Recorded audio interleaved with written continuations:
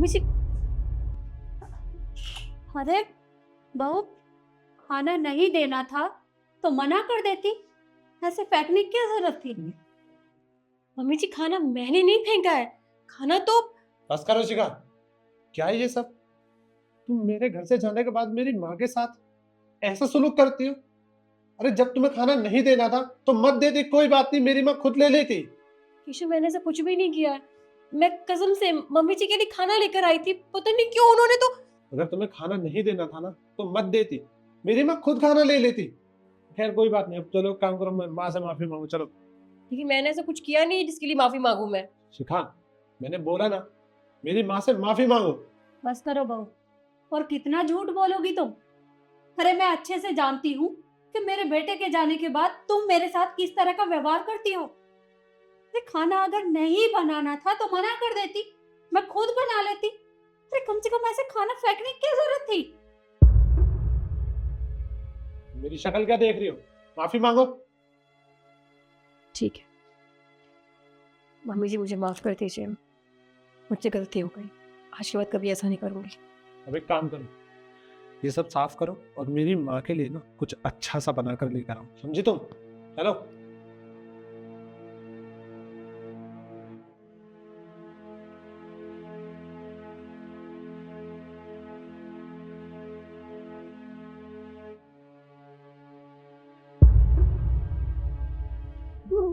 Mummy जी, ये लीजिए चाय।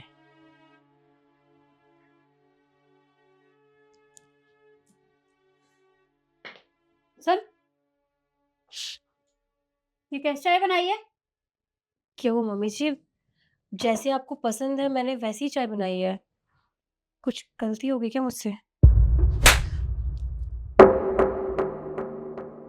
अरे अगर मारना था तो वैसे ही बता देती, ऐसे चीनी डालकर मारने की क्या जरूरत थी? अरे तुझे पता है ना कि मुझे डायबिटीज है, तूने इसमें इतनी ज्यादा चीनी डाल दी। मम्मी जी, आपने तो। माँ, क्या हो गया? क्या है ऐसा?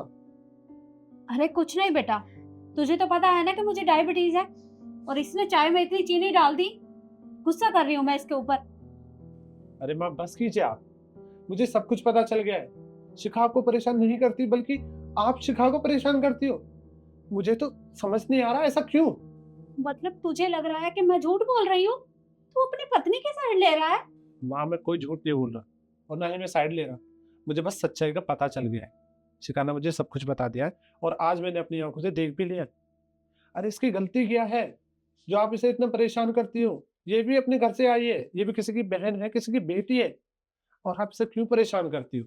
ये तो मुझे समझ में नहीं आ रहा मम्मी जी, मैंने क्या बिगाड़ा है आपका? आप हमेशा यहाँ आती है, मैं आपकी कितनी सेवा करती हूँ, मैं पूरी कोशिश करती हूँ कि आपको खुश रखूं, किसी भी चीज की कमी ना हो। लेकिन फिर भी पता नहीं क्यों कहाँ कमी रह जाती है, मुझे नहीं पता। पर जहां तक मुझे लगता है शायद आपको मैं पसंद नहीं हूँ। ठीक है, अगर ऐसा ही है तो आज के बाद मैं आपको कभी परेशान नहीं करूंगी। मैं ये घर छोड़ के चली जाती हूँ। नहीं शिखा, तुम इस घर से कहीं नहीं जाओगी और तुम मुझे माफ कर दो। कल मैंने बिना कुछ सोचे तुम्हें इतना सुना दी, और आप ना गाँव में ही अच्छे थे। मैं आपको गाँव से लेकर आया था ना, मैं आज के आज आपको गाँव वापस छोड़ कर आता हूँ। चलिए आप। नहीं केशव, कैसी बात कर रहे हैं? वो आपकी माँ है। मैं आपकी जिंदगी में बाद में आई थी, लेकिन वो मुझसे भी पहले से आपकी जिंदगी में है। और ठीक है, उनसे गलती हो गई, लेकिन क्या तुम एक बेटा होने के नाते अपनी माँ को दूसरा मौका नहीं दे सकते? देखना सब कुछ ठीक हो जाएगा। और गांव में कहाँ वो अकेली परेशान होगी, यहाँ परिवार के साथ रहेंगी तो सब ठीक रहेगा। और वो समझ जाएंगी, मैं जानती हूँ उन्हें। देखा माँ आपने, इतना सब कुछ होने के बाद भी वो आपकी साइड ले रही है। क्या आप अब भी इसे परेशान करोगी? नहीं बेटा, मैं आज के बाद बहू को परेशान नहीं करूंगी। शिखा बेटा, मुझे माफ कर दे, मुझसे गलती हो गई। अरे मुझे हमेशा यही लगता था कि बहू को ज्यादा सर पे नहीं चढ़ाना चाहिए, पर मैं ये भूल गई थी कि तुम मेरे घर की बहू नहीं बल्कि बेटी है। अरे तुम मेरा कितना ध्यान रखती है, पर मैं बार बार जब भी यहाँ आती हूँ तुझे परेशान करती हूँ।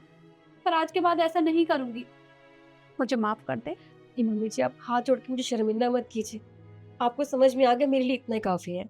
अब आप आराम से बैठिए, बैठिए। बैठिए, मैं सबके लिए चाय बनाती हूँ, ठीक है?